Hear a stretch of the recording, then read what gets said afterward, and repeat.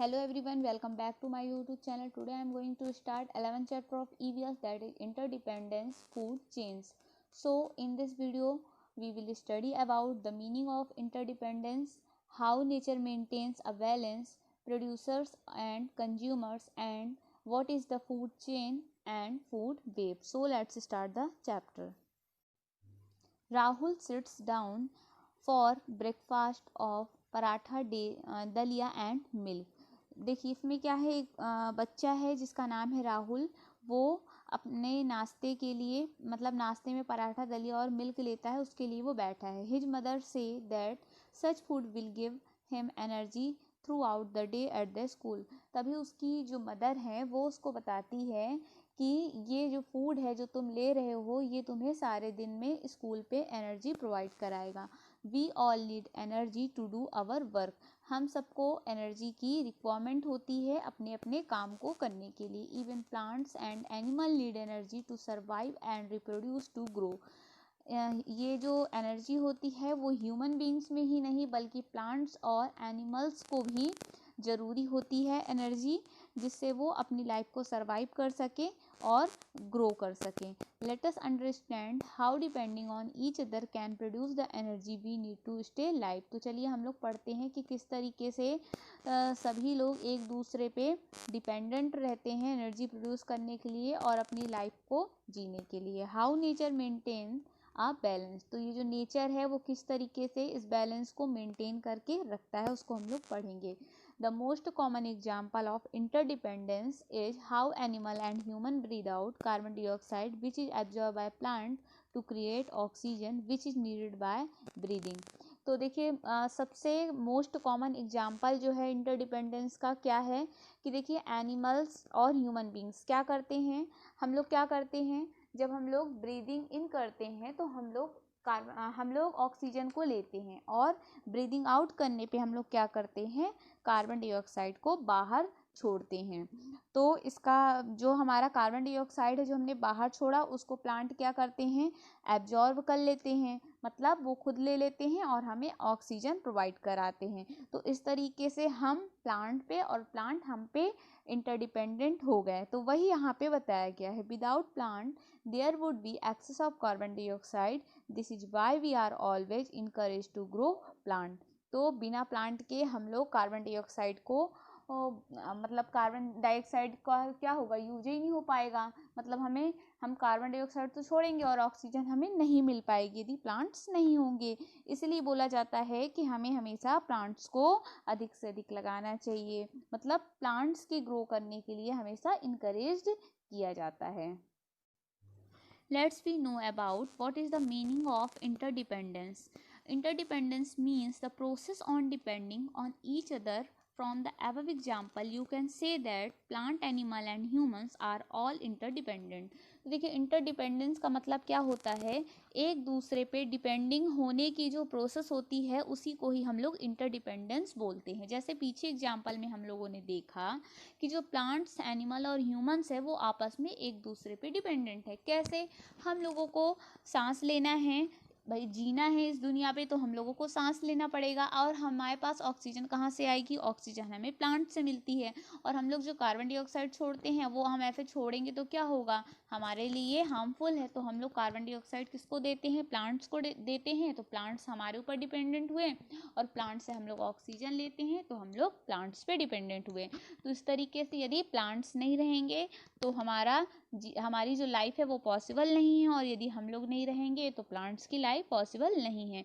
तो इसी को ही बोला जाता है इंटरडिपेंडेंस. मतलब एक दूसरे के ऊपर डिपेंड रहने की जो प्रोसेस होती है उसी को ही इंटरडिपेंडेंस बोला जाता है. We all ultimately dependent on the sun, the ultimate source of energy. तो देखिए हम सब इस अर्थ में जितने भी हैं सभी ऑल लिविंग ऑर्गेनिजम्स जो हैं वो सन पे डिपेंडेंट हैं क्योंकि जो सन है वो अल्टीमेट एनर्जी का सोर्स माना जाता है. अल्टीमेट सोर्स का मतलब होता है कि जो कभी भी खत्म ना हो.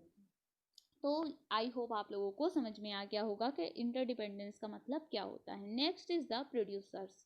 All living things are either producers और कंज्यूमर। देखिए जितने भी लिविंग थिंग्स होते हैं वो या तो प्रोड्यूसर्स होते हैं या तो कंज्यूमर होते हैं। देखिए प्रोड्यूसर्स का मतलब होता है अपने फूड को प्रोड्यूस करना, अपने फूड को खुद से बनाना, वो प्रोड्यूसर्स कहलाता है। और अपने फूड के लिए दूसरे पे डिपेंडेंट रहना, तो वो क्या कहलाता है, कंज्यूमर कहलाता है। Producers make their own food, plants are the only producers of energy on the earth, the rest are all the consumers। तो देखिए प्रोड्यूसर्स क्या होते हैं, वही जो मैंने आपको बताया कि जो अपने फूड को खुद बनाते हैं, और हमारे अर्थ पे एकमात्र प्रोड्यूसर्स प्लांट हैं जो अपना फूड खुद बनाते हैं, और बाकी जितने बचे हुए लिविंग ऑर्गेनिजम्स हैं वो सभी कंज्यूमर्स कहलाते हैं। Next is the consumers, they are living things that can not produce their own food like animals and humans. तो देखिए ऐसे लिविंग थिंग्स जो कि अपना फूड खुद से प्रोड्यूस नहीं कर सकते हैं, जैसे कि हम लोग हो गए, एनिमल्स हो गया, ह्यूमंस हो गए, तो वो सभी क्या कहलाएंगे, कंज्यूमर्स। मतलब अपने फूड के लिए दूसरों पे डिपेंडेंट रहेंगे, उसको कंज्यूमर्स बोला जाता है। they are unable to produce energy, instead they only use or spend it। ये लोग क्या होते हैं, ये लोग यानी कि हम लोग, एनिमल्स और ह्यूमन लोग, तो वो क्या करते हैं, अपनी एनर्जी को प्रोड्यूस करने पे कैपेबल नहीं होते हैं, बल्कि उस एनर्जी का यूज करते हैं और उसको स्पेंड करते हैं। They depend on producers for food.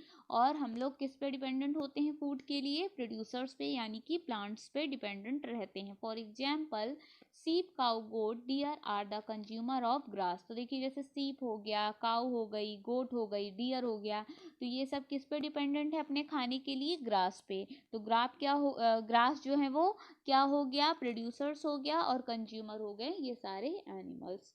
तो अब हम लोग देखेंगे टाइप्स ऑफ कंज्यूमर। तो देखिए कंज्यूमर्स जो होते हैं वो 3 टाइप के होते हैं। First is the herbivorous, these are only vegetarians creatures, they do not eat flash.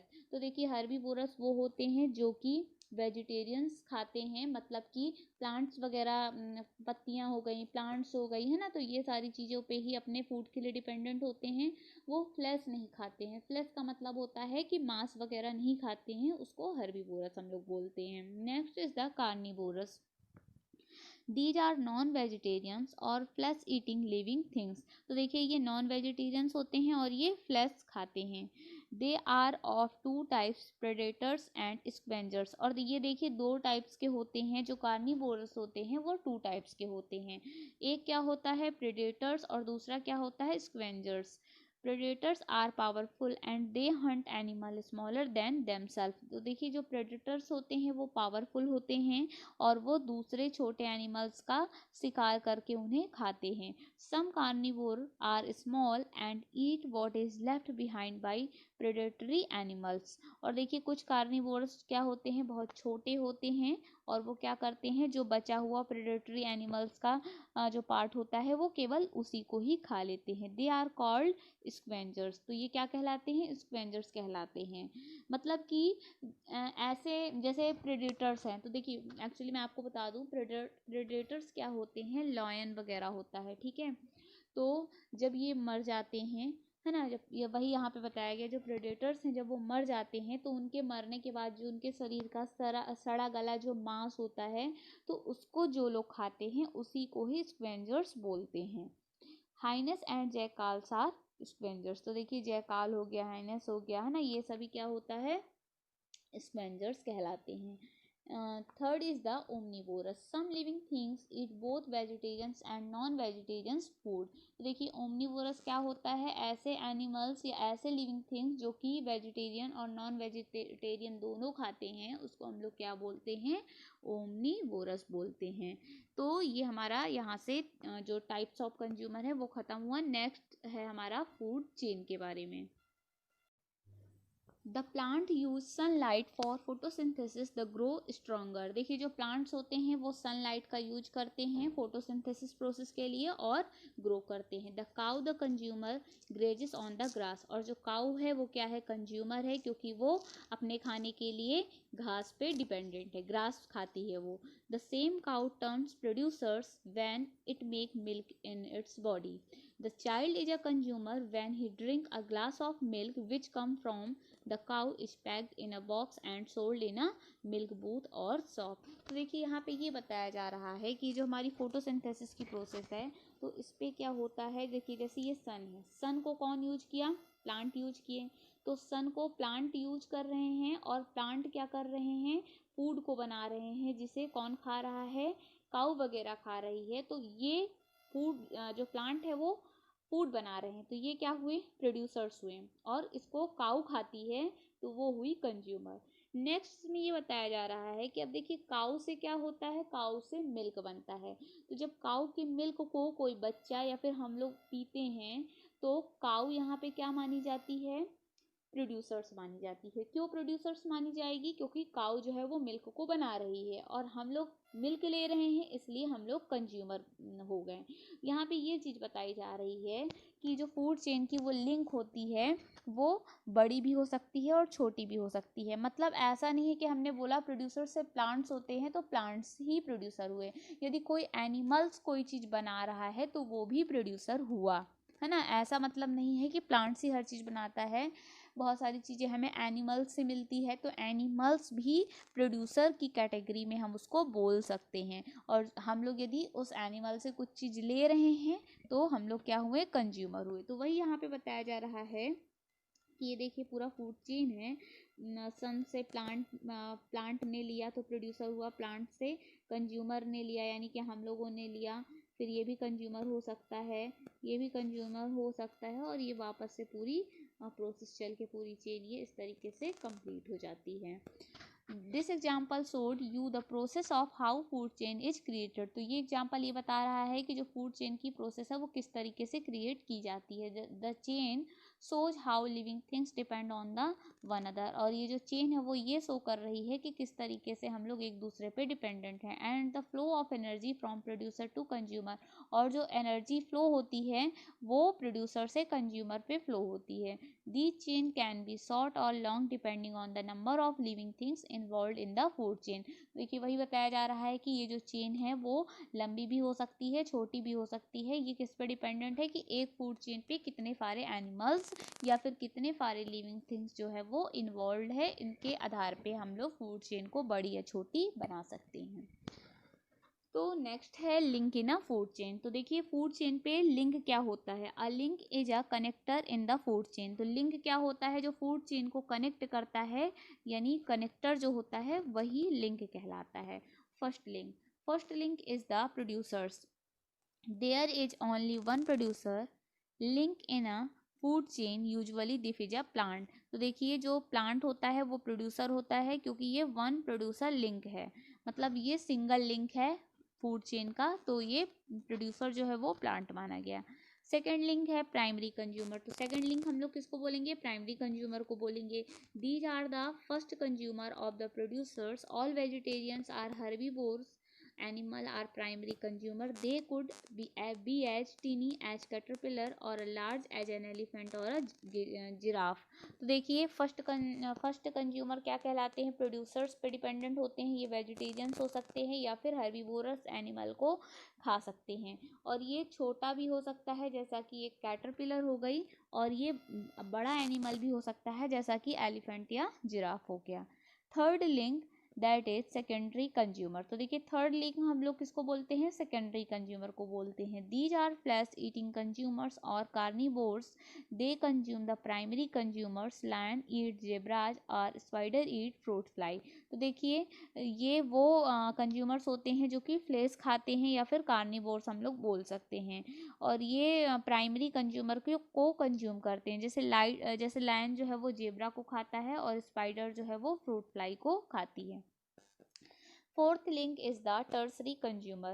These are carnivores which eat other secondary consumer carnivores. They are the topmost or apex predators, hunter, and no one can eat them. They include human beings. Lion and tiger are the top predators who face dangers only from humans. तो देखिए tertiary consumer वो होते हैं जो कि सब कुछ खाते हैं, मतलब ऊपर वालों को, यानी प्राइमरी और सेकेंडरी कंज्यूमर दोनों को खाएंगे, उसको हम लोग टर्सरी कंज्यूमर बोलेंगे। इस पे ह्यूमन बींग्स भी आता है, लायन और टाइगर भी आते हैं, मतलब लायन और टाइगर जो होते हैं वो टॉप प्रेडेटर्स होते हैं जो कि ह्यूमन के लिए भी डेंजर होते हैं। तो इस तरीके पे जो फूड चेन होता है उसकी लिंक इस तरीके से चलती है।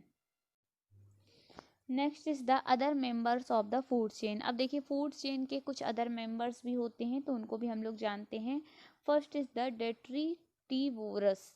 These are consumer at all level of food chain. अब देखिए क्या होते हैं, ये वे कंज्यूमर होते हैं जो कि फूड चेन के हर लेवल पे होते हैं, which you will read about next. An eagle can be vegetarian as well as consume flesh eating snake. They eat plants as well as animals at all level of food chain, leaving very little of the dead animal. तो देखिए ये वे consumers होते हैं जो कि plants वगैरह भी खाते हैं और इसके अलावा ये दूसरे एनिमल्स को भी खाते हैं, केवल डेड एनिमल को छोड़ करके। तो उसको हम लोग क्या बोलते हैं, डिट्रिटिवोरस बोलते हैं। Next is the decomposer. When a living thing die. जब कोई लिविंग थिंग मर जाता है, it remains are eaten by worm, ant and other creatures such as bacteria which can not be seen by the naked eyes but under a microscope. Decomposer are important because they ensures that the body is fully destroyed and does not rot. If it does, it will pollute water and air sources. तो देखिए decomposer क्या होते हैं, जब कोई भी living things या living organism मर जाता है, उसकी जो डेड बॉडी होती है तो उसका जो बाकी पार्ट होता है तो उसको कौन खाता है, या फिर कोई बैक्टीरिया उस पर लगेगा, या फिर कोई आंट, या फिर कोई वॉर्म हो गया, मतलब ऐसे बैक्टीरियाज वगैरह जिन्हें हम नेक्ड आइज से नहीं देख सकते हैं बल्कि उनको माइक्रोस्कोप की हेल्प से हम लोग देख सकते हैं।